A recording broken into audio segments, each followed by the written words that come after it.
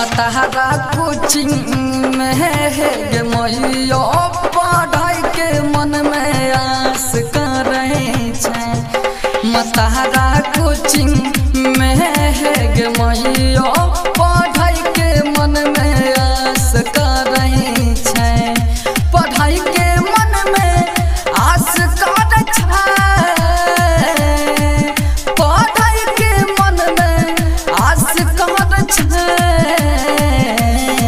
वहाँ से पढ़ाई छे जे गे मैया सब मैट्रिक इंटर पास कर रही छे। मतहरा कोचिंग में है गे मैया पढ़ाई के मन में आस कर रहे छे। Presented by HP Music Madhepura.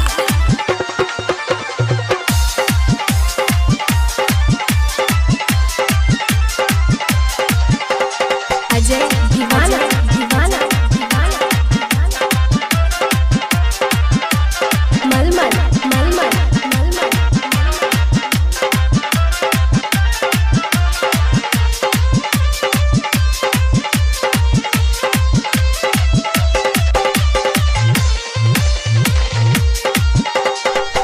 Patna से पढ़ के आयल छे विक्रम सर गे।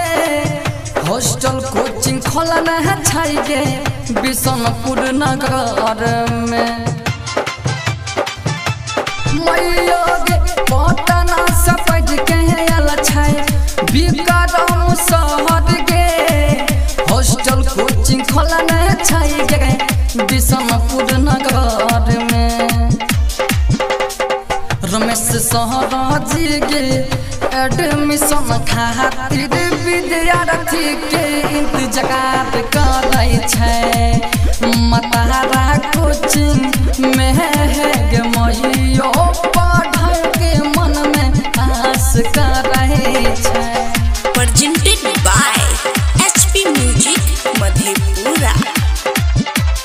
अजय दीवाना दीवाना दीवाना मलमल मलमल मलमल।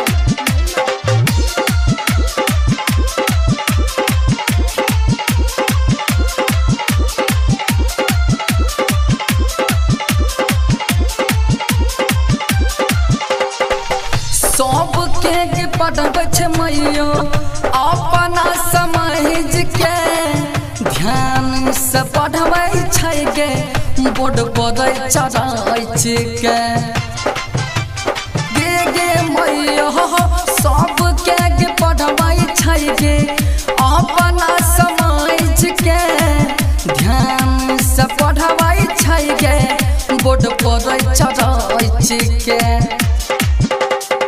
सगत सुमन के गे विराजेश सरजी पढ़ैले भैया विकास करे छे।